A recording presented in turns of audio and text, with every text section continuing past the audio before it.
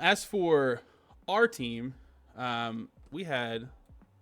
I would consider it more of a surprising draft. I mean, it felt like every pick, I was like, "Oh, please go with this person," and it was just different position, different person than I thought it would be. Except for the Connor Liu pick, that was the one pick that I felt like I was like, "Please get him." But overall, over the last few years, I feel like this has been one of the drafts where we came out and I'm like, I'm really happy with who we picked. I feel like it was outside of maybe Colby Young being an interesting choice in the fourth. I feel like every pick that they made was something I could get behind. Yeah. The thing for Colby Young for me is what is their plan there? Like Andre Yosivas he's approaching the last year of his contract. So is this the plan to replace him? This is a big receiver that isn't exactly that kind of smaller slot receiver that you see a lot. So, like you said yesterday, is there an idea to move Chase into the slot? Put this guy on the outside. You also have Mike Gesicki.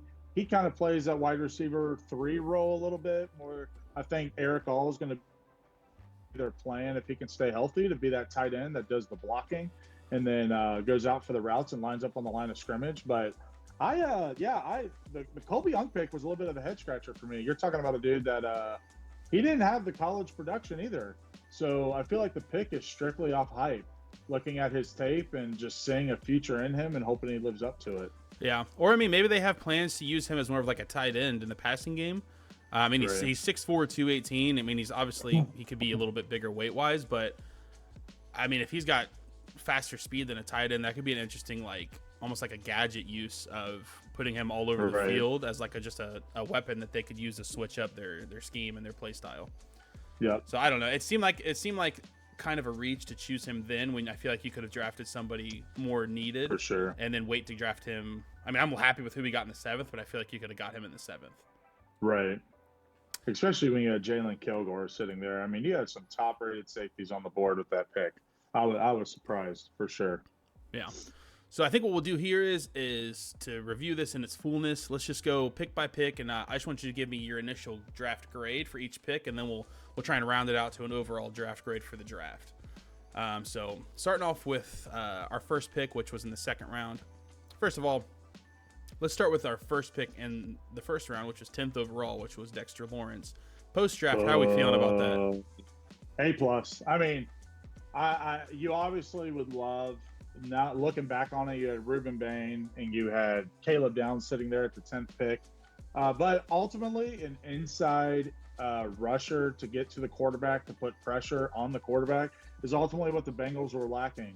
And so for me, Dexter Lawrence was by far the most important asset that we could have got at number 10 over any other player that was sitting there. I obviously would have loved Caleb Downs, but they have, Brian Cook and Jordan Battle back there, which obviously probably, Caleb Downs will probably far surpass players that they are, and he might be an all-pro one day for the Dallas Cowboys. But ultimately, like, having a safety wouldn't have helped this defense as much as Dexter Lawrence is about to help us. And so having that was the best. And you got to consider, too, I think we talked about this on the last episode, that there was no defensive tackle worth taking there. They probably would have reached for Peter Woods, or you could have had Caleb Downs and Reuben Bain there. They probably wouldn't have taken them because they didn't see those guys as the biggest needs on the team. They wanted interior. So considering that, I love what we did. I do not regret it one bit. Yeah, I mean, I would say, like, I'm a diehard Ohio State fan, and I'd have been thrilled to have Caleb Downs. But I feel like if we would have had to choose between Caleb Downs and Dexter Lawrence right now, I would say it had to be Dexter Lawrence. Like, right. Caleb Downs is going to be better for a longer time, but we need to win now. Like, we got Joe Burrow. We've got a super offense that now has pretty much no holes that I can think of that is really a glaring hole. And you've spent all of the cap room you've had on your defense, which is the right thing. And on top of that, I mean, they got, like we're going to talk about in a second, Cassius Howe in the 2nd, which he's a good pass rusher. You got Mafe, you brought in Jonathan Allen. You still have Miles Murphy, Shamar Stewart. So, I mean, it's like you don't have a glaring need at edge like you used to, but you still had a glaring need in defensive tackle as well as defensive tackle depth. So I feel like it had to be Dexter Lawrence. And I mean, you could go back and forth on that all day long, but you have more of a need at defensive tackle than you could ever need at safety with how this offseason's gone. I feel like it would be silly to draft Caleb Downs at that point, outside of just being a fan. It just seemed like a waste. Sure.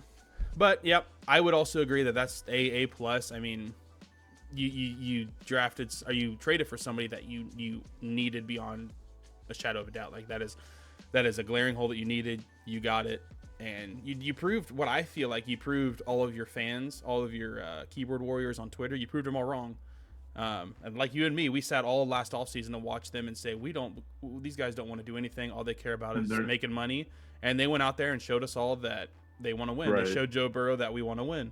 They went out. Felt like they were unserious too. Yeah. And they went out and they sent their first, and people still complained, but those people are going to complain no matter what. But the real fans saw you sent a first and you extended him for $28 million a year.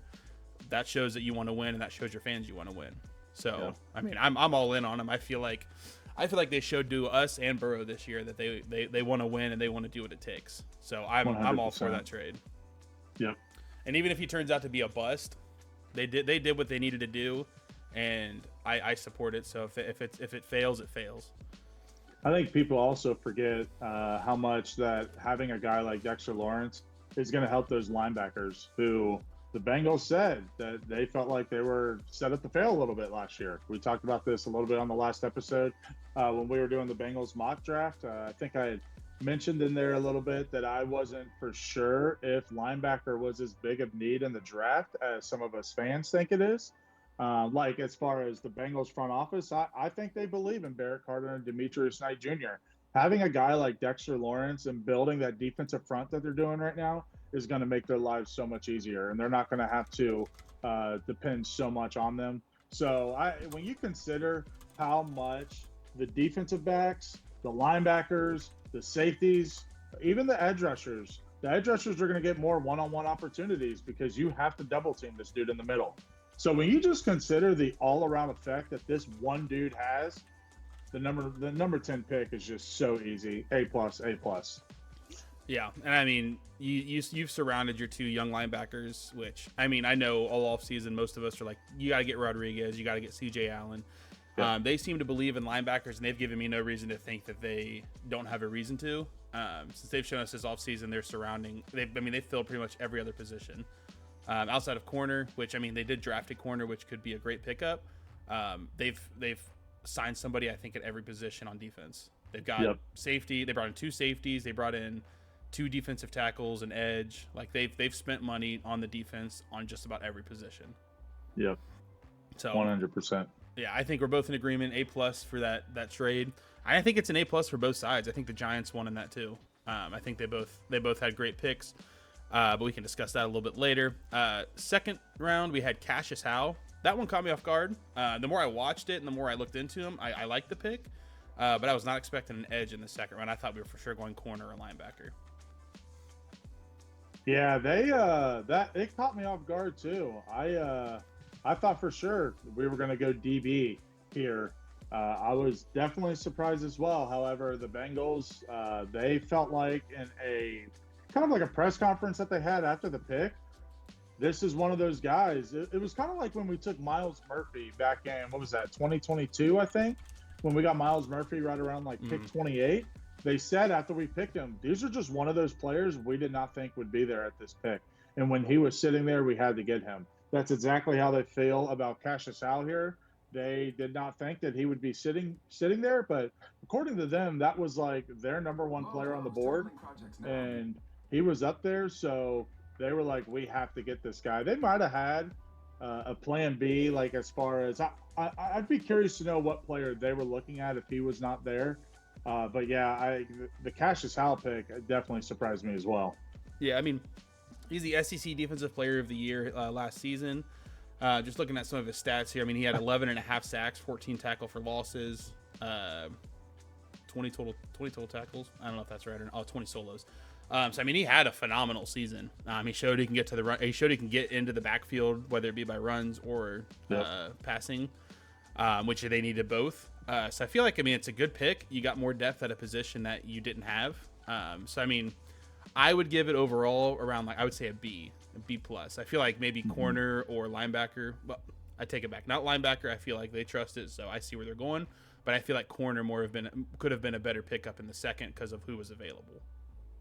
Yeah, I would give this a B or B plus as well. The thing that I love most about it is that he is primarily a dude that's going to get to the quarterback. One thing that is a knock against him is he's not very good against the run. So we have Boye Mafe and Miles Murphy that are two edge rushers that are good at setting the edge and are good run defenders on the edge. Cassius Howell's rookie season, you're looking more like, and we got Boye Mafe for, I think it was 4 years, right? So you're looking at Cassius Howell coming in and being that guy maybe on an obvious passing down situation to get in there and go right after the quarterback. One thing that him and Ruben Bain had going into this draft was insane bend to get around the edge. They might have the short arms, but they have the bend to get around them. Not only that, but his twitch to get off the line of scrimmage, he is super quick. So I really love the pick in the sense that it is a really good fresh set of legs to get in there on an obvious passing down situation to put pressure on the quarterback. Yeah. This is going to open up the Bengals really to be able to do a lot more on the defensive side of the ball, because if there is one thing that they prioritize in free agency and the draft is to get pressure on the quarterback. When you get pressure on the quarterback, that's just going to make your linebackers and your defensive backs' lives a lot more easier.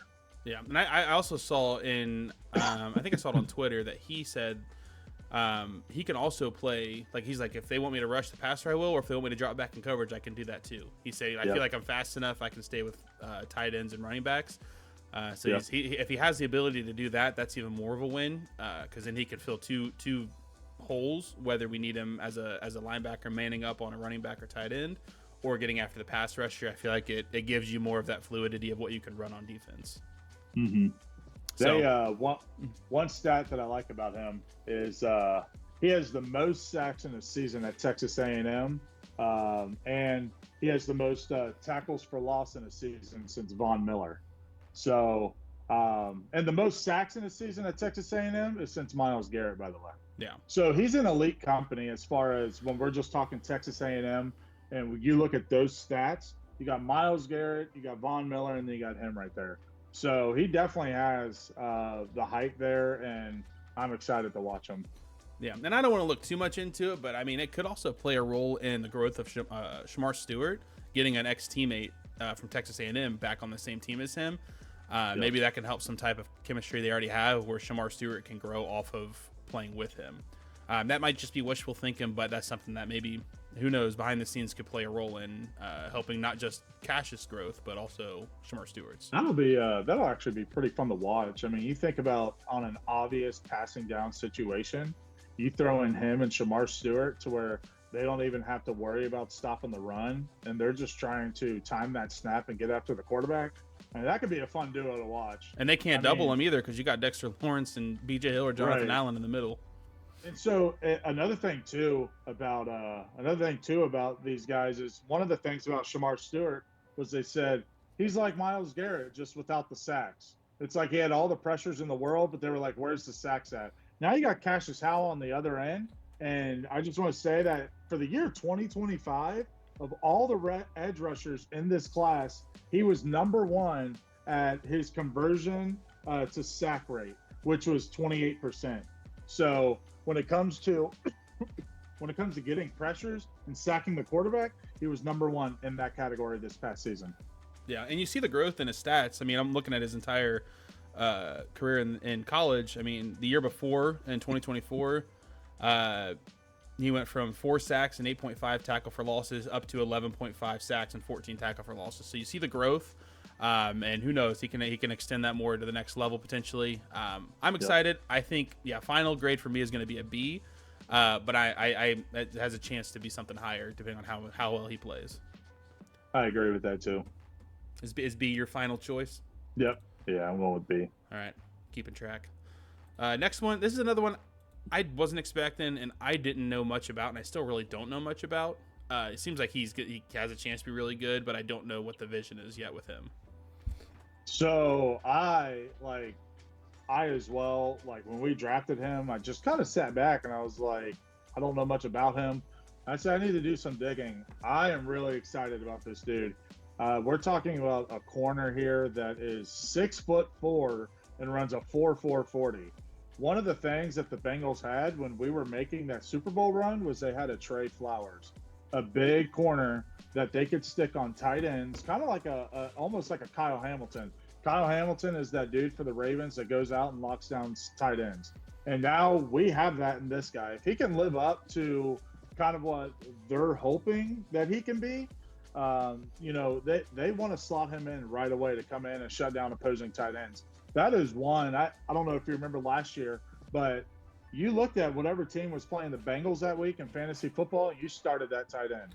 They were terrible against opposing I think they were dead last against tight ends in the NFL. Yep. I think that they got, like, every game they played a tight end, it was almost like there was a guaranteed touchdown. Yeah. And usually 100 yards receiving. Yeah. I mean, you look at Colson Loveland, what he did. You look at Trey McBride. I mean, you had all these tight ends. Even Pat Freiermuth with the Steelers were having good games. I mean, they could not cover a tight end to save their life. This dude right here is going to answer all that. I'm really looking forward to this dude. And they also had visions for him to kind of move him over to the outside in certain packages because he is that tall receiver that can go against other tall receivers like a DK Metcalf. Do you see them moving Dax Hill to the inside in those situations? Maybe in some packages, only because Dax Hill is that versatile player where they like to move him around. I mean, at Michigan, he was more of that safety and would come up and play nickel corner. We drafted him. It took us a few years to figure it out, but now he's mainly our outside boundary corner. But I do think in certain packages, you could see Dax Hill moved around a little bit. One thing that I do think is worth mentioning about this dude right here that I read is that he has not allowed a touchdown in coverage over the last 2 seasons, and that's with 73 targets. So you're getting a dude that, I mean, he's got the numbers in college to back it up, and he has the size. I think it was a great pick after I dived more into it. Yeah, and I mean, at this point, with how last season went, I will take anybody that is at least adequate in run support.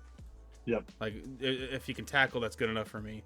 But yeah, as I looked more into it, I was like, okay, I can get behind this one a little bit. My final grade on him was a B-. I still feel like you could have maybe got somebody that I like a little more at that spot, but you drafted somebody that I think is a good spot for our team. I think for me, I would give the pick. I want to say A-. I'm floating between B+ and A-. I'm going to go with A- here, mainly because, as we just discussed, we did not have an answer for opposing tight ends. This dude right here, as far as what the coaches are saying, is going to be that answer for that. And so that just makes the defense even better if you don't have to worry about the opposing tight ends and you have someone there that's going to lock that down on the other side. So not only that, I think he's only 21 years old as well. So he's younger as well. I think it's a great pick. I think that they drafted him in the right spot. Some people think you could have got him later, but this is kind of a draft where I felt like when you look back at all the teams that drafted this year, a lot of teams went after need more than they kind of went after the best player available. So call it a reach if you will, but they got what they needed, and I think this dude's going to contribute greatly his rookie season. Yeah, and I think it was a safe pick. I don't think that like when you drafted them, some people were like, who? But then you looked into it, you're like, okay, that's a good pick with good potential, and it was a position of need. It wasn't like they were like, oh, we're going to draft a safety here that we don't know about. We're going to pass on all the good ones, or we're going to draft a defensive tackle that we don't need. It was a position of need with a player that is good with good size and good upside. Again, it's another solid pick of, like, I don't feel like it was like a, what are you doing? It was more of just like, okay, that's pretty good. Yeah, and they also, what we talked about earlier, you can go look at the Bengals defense from last year. How many of those players are at the top when it comes to missed tackles for the year? I think like 4 players from the Bengals defense were on that list near the top for missed tackles. This dude against the run last year did not miss a single tackle. So he is just, he's giving them exactly what they need. And that was also one of the reasons why they went after Jasir Taylor and Duger from the Steelers. They need guys that know how to tackle. Yeah, and they need depth in their DBs, which they did a good job of getting this offseason. This is one last stat I'll share on this dude here. The only FBS cornerback prospect since 2018 with a 40 time of 4.42, their arms of at least 33 inches, a man coverage grade of at least 70, a zone coverage grade of at least 70. This dude is one of them. Who do the other two corners? Who do you think they are? Since when? Since 2018, and these other two corners are, I would say, are considered superstars. Christian Gonzalez. It is J.C. Horn and Come Sauce Gardner. on. Sauce is going to be my other guess. So he is in the same company as J.C. Horn and Sauce Gardner. So, eventually, if they do plan on letting maybe Dax Hill walk and they want to move this dude to the outside, I mean, the potential's there. So you just got to coach him up and get him ready. Yep. Next, we had a bit of a break. They ended up trading down to acquire another fourth, and I think they got rid of a sixth round pick. It was like pick 190, and they traded up to like 145 or something like that. But with our first round pick, this was, in my opinion, my favorite pick of the draft. I think this guy had injury issues, but I think he's the best center in the draft. If he's healthy, I think that he long-term is the franchise center. I think he'll be the Bengals I hope he's with the Bengals his whole career. I think this guy's going to be a beast. Yep. I agree with that. I think you and I both were texting each other super ecstatic when this was the pick. So as much as I love Ted Karras, obviously these guys age and they don't stay young forever. And this dude, I think, what was it said? He was supposed to be a high second round pick, late first, had he not tore his ACL. Yeah. So when you can. I was gonna say they were saying that he was probably gonna be the first center off the board if he was healthy. I'm actually really surprised a team like Baltimore didn't take him, considering they really need a center right now and losing Tyler Linderbaum. But I'm more than happy that this dude fell to us because he should be a solid starter. If not, I'm hoping he lives up to the hype of even being a Pro Bowler one day. But I am just so excited about this dude. Yeah, potential's there. I was ready to take him with our initial fourth round pick. And the fact that we got him later while also adding another fourth, I was geeked about it. I'm gonna give this one an A. This was probably one of my favorite picks of the draft by far. I would give it an A as well. I also kind of like what you said.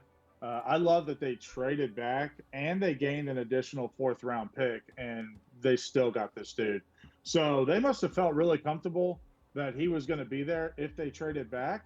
And I think we traded back like 18 spots with the Jets when we originally made that trade, which, I was kind of wondering, man, who could we be targeting if we're trading back 18 spots? But the fact that this dude was there, yeah, absolute A as well. If something were to happen for whatever reason, injury-wise, to Ted Karras, I believe that this dude can come in. He can contribute right away. Yeah, we traded pick 110 and 199 for 128 and 140. So we went up 56 picks. Quick math, I think that's right. Yeah, 56 picks to go back 18. And I'm pretty sure who they draft, Cade Klubnik with their pick. I think so. I want to say that's who it was. I think you're right on that. But yeah, I would give it an A. You give it an A, and I kind of wish with this next pick that we would have drafted somebody different. Not saying that this guy, not anything against him, and I think that if we would have got him later into the draft, I'd have been cool with it. I just feel like with where we drafted him, I feel like this was kind of a reach and kind of like a head scratcher of why are we choosing this guy when, or who else was available at that pick. Right. Are you able to go down to the fifth round at all? In the actual, yeah. Or wait, yeah. And then just so you can kind of see what names were there, because I can't remember what name it was that I thought we were going to get, but... You know what position? Kilgore's there. Wait, go up a little bit. Go to the Lions pick. Yeah, so a guy like that is who I thought we were going to get, kind of play that nickel corner. A lot of people thought that he was going to be a much higher draft pick. I mean, you can see he was ranked the 10th best corner in the draft.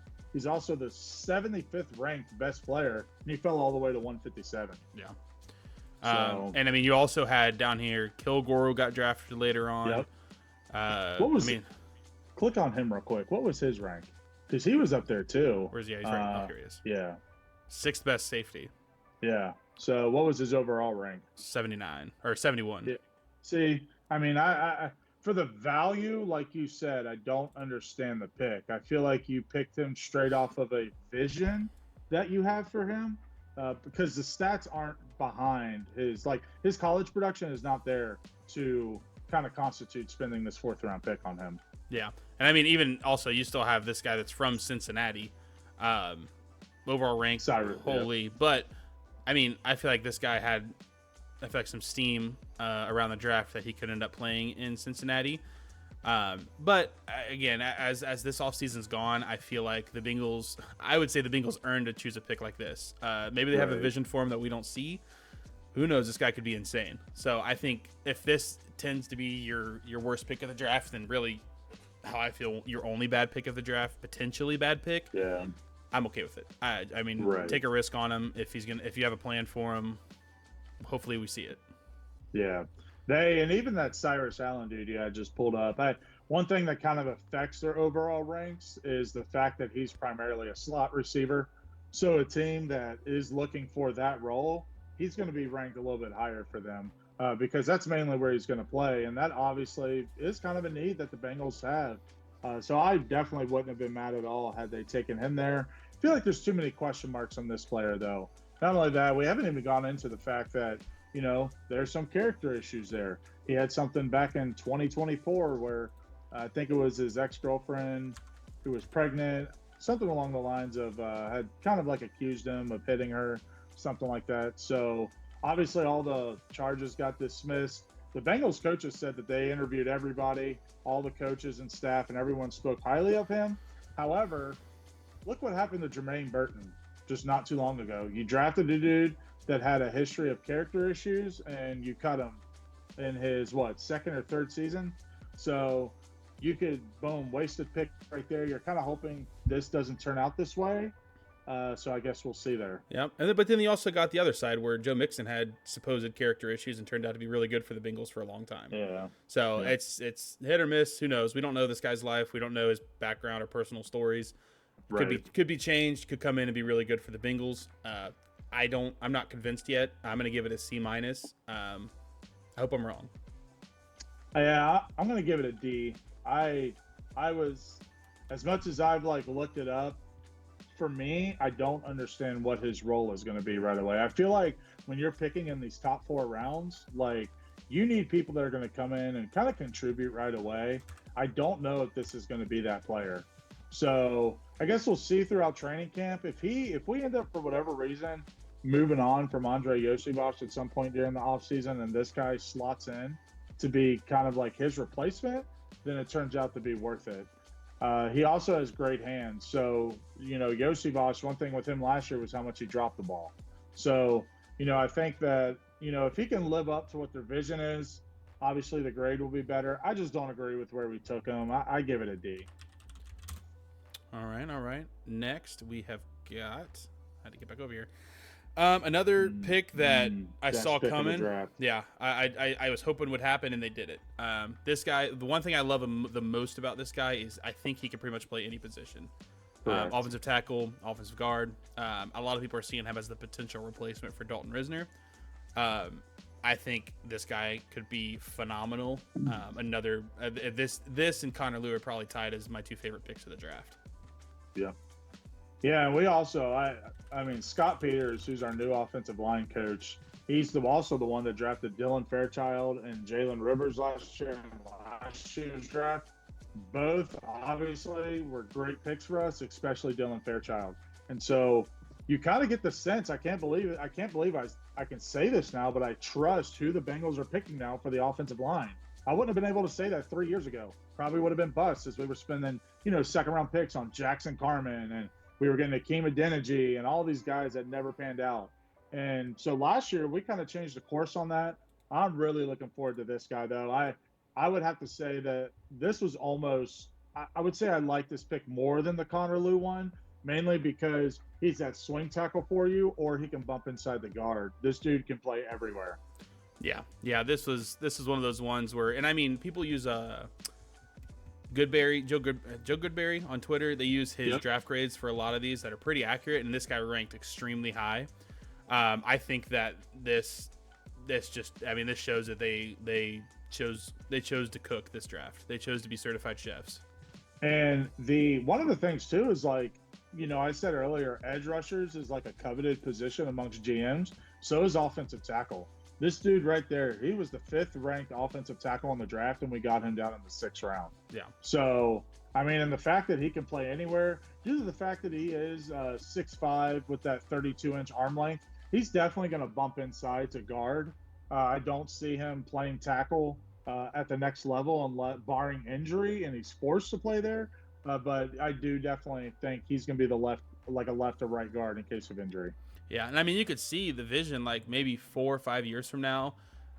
You're looking at an offensive line, probably a replacement at left tackle. I doubt Orlando Brown will still be there by then, but still having Dylan Fairchild, Connor Liu, Brian Parker at right guard, and Amarius Mims at right tackle. Like, you've got a very young, high upside offensive line for pretty much the first time in all of Joe Burrow's era in the NFL with the Bengals. Yep. So this one, I'm giving an A+, no doubt about it. Super big steal in the 6th. Agreed. A+ as well. They I just like you said, 6th round. I mean, and his position rank is 5th, and you just consider all the different levels that you can put him on the line. This was an absolute home run pick for them. Yeah, and I know some people are probably watching this like, oh, these guys are Bengal homers. They're giving them all A's, and it's like, dude, if we would have had this podcast last year, it would have looked like a stupid kids report card. I mean, it was nothing but probably nothing C's, D's, and F's. Like, this is like mind-blowing. Like, we as Bengals fans, at least since Joe Burrow's been there, we are not used to hitting this many home run picks. Right. And they one thing I'll say about this dude, this was kind of a stat that I read by PFF on Twitter after we drafted him. Between 2023 and the 2024-2025 season, he had 755 pass blocking snaps, only gave up 1 sack, and he rated an 85 at pass block. So that was definitely the vision here as well with the Bengals, is they're going to value guys that are more pass blockers than they are run blockers, because that's obviously their offense. So this dude gives you what you need in the pass blocking game. I can't wait to watch it. Yeah, and I loved watching his phone call with Zach Taylor. He was like, "Bring me home, baby." Yeah. I forgot about that. He's from St. X. I completely forgot about that. Yeah, so that's another thing. I mean, I'm excited with this pick. Those are 2 home run offensive line pickups. I'm excited to see how they play out. As for the 7th, these 2 picks, I mean, we both had the name of the person we wanted them to draft, and they got them both. This one in the 7th, I think that this is a solid pickup. He's experienced.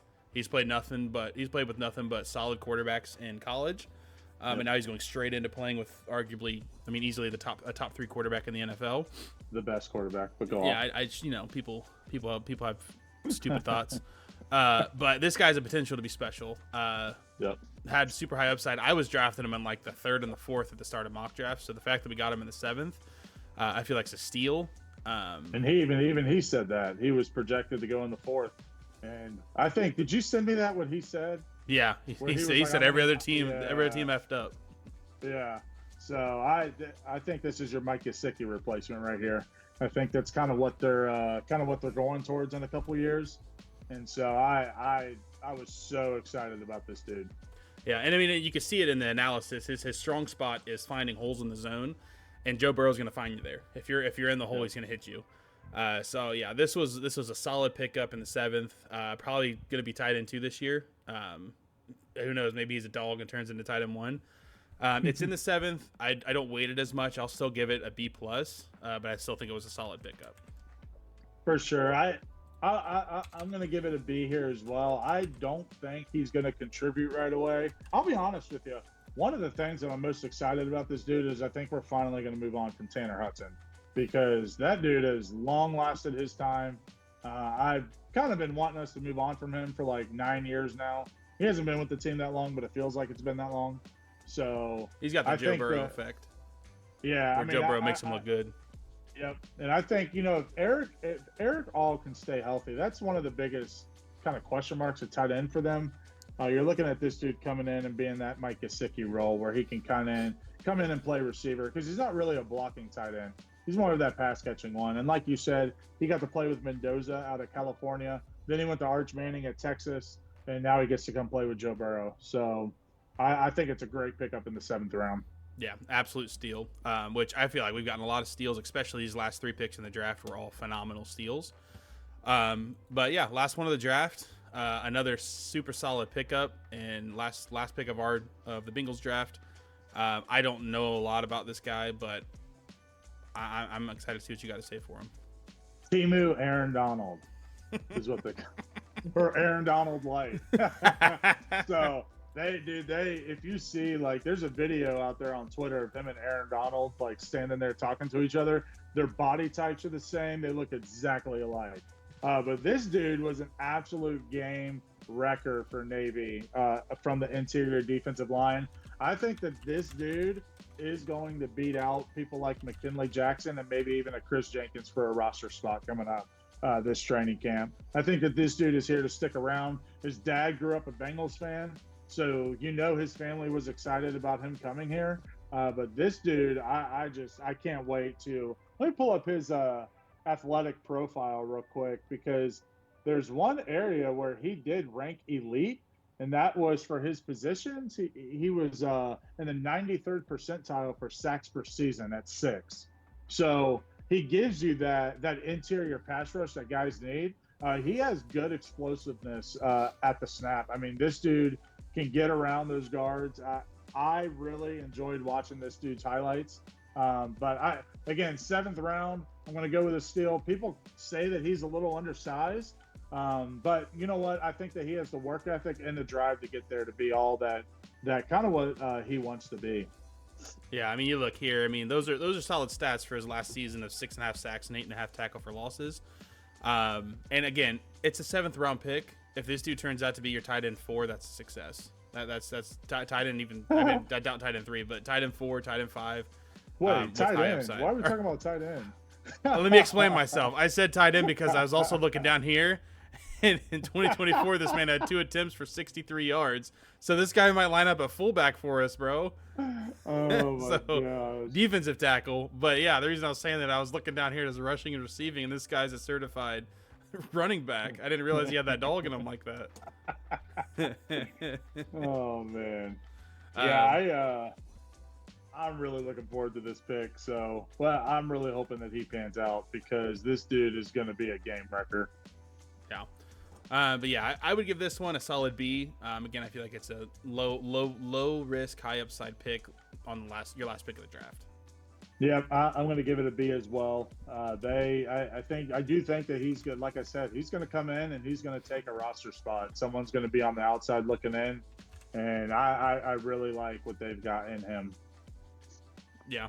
So, in the end, after looking at really where I've ranked everybody, I'm going to give our team a resounding A- for this draft. I think they did phenomenal. I'm going to go with a... Yeah, I was thinking yesterday, because I was floating in between like a B+ or A-, but I like A- as well, because all these players are going to bring an element to the team that we didn't have last year. So we filled a lot of holes with this draft. And so, yeah, definitely A-.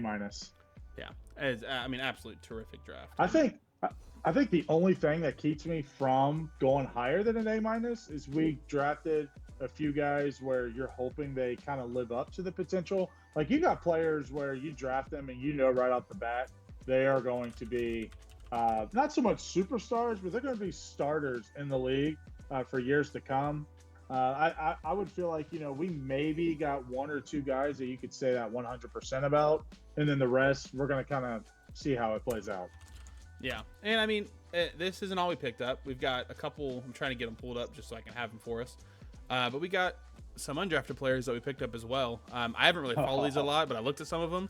We're not going to go into all these guys. This. Yeah, we're not going to go into all of these yes, guys, we are. but yes, we are. I'll let you, because I didn't look into these guys. Just kidding. I only know 2 of these names. 3 of them, or 4 of them. I only know this guy because of College Ultimate Team on NCAA. He had a card in Wachovia.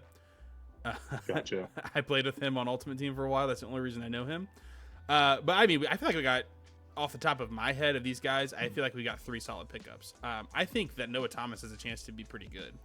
I completely forgot about that name, but I know that he was pretty good with Georgia.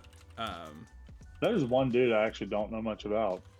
I have not watched him much yet. I'm trying to get all these kind of gentlemen's stats pulled up so I can bring them in. There we go. Okay, that's not it. We'll start off first with this. Pretty sure this guy's like a giant. Eric Gentry. Yeah, six. He's 6'6". I mean, yeah, dude 6'6", 225. Like, this guy's a behemoth. I mean, when you look at his athletic profile, this dude. One thing that the Bengals did do. Do you follow the RAS scores at all on Twitter? No. Raw, just authentic scoring or raw athletic scoring, whichever one it is. I mean, this dude, basically a 10 out of 10 is the best that you can score. You got guys that score like not above a 9 is really good. This dude was one of those. I think he was right around a 9.1. Just a great athlete. And 6'6", you kind of watch his highlights a little bit and the way that he can kind of really get to the quarterback with those long strides. I think, obviously, what we talked about, like our linebacker room's a little thin. I do think that this dude has a solid chance to make the team and contribute right away. Yeah, I mean, I'm looking here. 2025, he had 5 forced fumbles. I mean, these dudes are getting hit by a pickup truck. This guy's huge. Yep. This is one of the things I love about preseason. I literally cannot wait for August to come around so you can kind of watch these guys in game, because this is one dude of our undrafted free agent list that I'm really hoping makes the team. Yeah, there's a couple guys on our undrafted free agents that I'm kind of excited to see how they turn out. This is another guy. I don't know. Yeah, I know a little bit about him. He had a decent 2024 season, kind of fell off in 2025. Scroll up a little bit. Scroll up. Who are you talking about? He's 6'5", 205 pounds, so it's, again, another huge wide receiver. I don't know a ton about him, but I know that I think this guy could potentially sneak into fighting for that wide receiver 3 position. I don't think he'll get there. I think it's like a low risk, low reward type of thing here, but I kind of like the potential of potentially getting somebody like this. I mean, he's on Georgia. You're going to Georgia, you got potential. It's just whether or not you ever achieve it. That was one thing too that, kind of what surprised me about that 4th round pick we got in Colby was the Bengals have always prioritized drafting guys that were former like 5-star recruits when they were coming out of high school. That dude was like a 0-star recruit. Like, he didn't have much on his name. And then he ended up being in Georgia. I think he started in Miami maybe before transferring. This dude, like you said, I don't really know much about him. I mean, looking at maybe like a practice squad kind of player. I don't know really what his ceiling is for us. Yeah, and again, it's just one of those pickups. And I mean, he could end up being nothing. He could show up on the practice squad and get cut and go work as a Kroger manager. You never know. I mean, but he's got a big frame. He's 6'5", 205 pounds. You don't know. I mean, it's just, again, a low risk, low reward. To my knowledge, this guy is the only running back that we picked up this draft so far. Yeah. Yep. You see, in 2023, he was a 1,000-yard rusher, and then he just kind of fell off. Again, not somebody I know a ton about. I know with Georgia Tech, their running back or their quarterback was a runner. I know he took a lot of runs. Well, they also do that triple option stuff out there too. Yeah, you do like he'll hand it off to multiple guys. But yeah, I don't know. This is an interesting one. I feel like we could have looked to. Do we still have Samaj Perine? Did we decide to keep him? He might be under contract for one more year. I'd have to research that one. I'm not 100%. This dude, I saw his comp. Someone put his comp as Darren Sproles. So not a bad comp when you think about it. So I watched a little bit of his highlights. He has that home run speed. I mean, if he hits that hole, and I mean, he was just leaving defenders in the dust. I do hope that him and Taj Brooks can find their way onto the roster. Yeah, I still think long-term we need to find a true north-south running back. I feel like that's not Chase Brown. That's not his play style. I feel like if we can eventually figure that out and get a north-south running back, we can really start to establish a run game, which in turn protects Joe Burrow longer. Yep, for sure. You got any other drafts, any other free agents that you were interested in?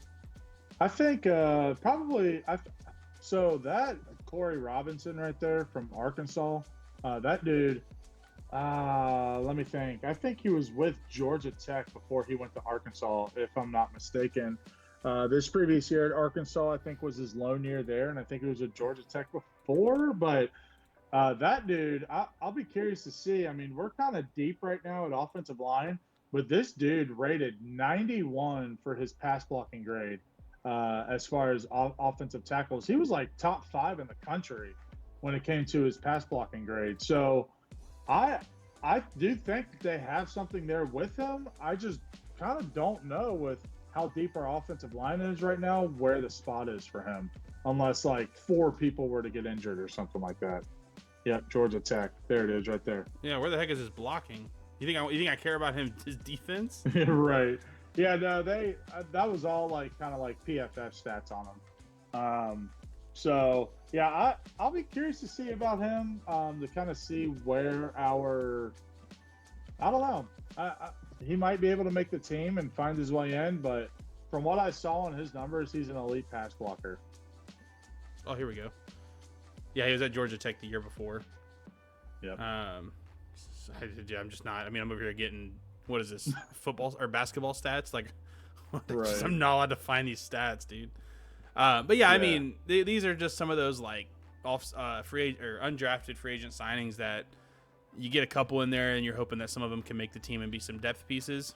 I don't see anybody that really pops out outside of Gentry, Jamal Haynes, and maybe Noah Thomas. Or I mean, I feel like maybe Emil Kobia could sneak in there, but I'm not really anything that's like jaw dropping. I'll be interested. I don't think Deontay Lawson has been signed yet, but I'd be interested to see where he goes, because I feel like initially he was supposed to be again like one of those 3rd, 4th, 5th round pickups, and he went undrafted. He signed with the Eagles. Oh, did he? So I mean, that's a good. The Eagles get all pickup. the good ones. Yeah, that's a good undrafted pickup. I feel like he's gonna be pretty good.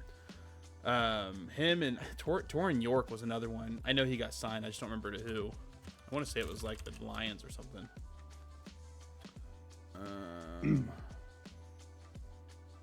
He signed with the Broncos. So I mean, that's a good pickup for them. Yeah, that's another good pickup. Another guy that I felt like could have been drafted in the 4th or 5th, that went undrafted, and it really is just kind of funny how you do all these mock drafts and you got these guys going in the 3rd, 4th, 5th, and they just go undrafted, and it's just crazy how differently some fans think versus what owners think. Right. But yeah, I do think that all of them do give a little bit of upside in their own way. I know that Sayer Wright, I think is his name, from what is it, Wisconsin? Where is he from? Nebraska. Nebraska. I knew it was a red team. The only worry I think if I saw on him, he missed like 20% of his tackles or something like that. So that's definitely something. It was either him or it was the safety we got from what's the other dude's name? SMU and Wachovia. Yeah. So it was one of those guys. But Sayer Wright, from what I've been able to tell, he's really good on special teams. So I think that they might try and squeeze him into a special teams role. But I don't foresee him really being a starter or anything like that. Yeah, but all in all, fantastic, phenomenal draft out of the Bengals. I'm excited to see this next season. A lot to be excited about, a lot to hope for. We just got to keep Joe Burrow healthy, and I feel like we're a lock for a playoff team. Yep.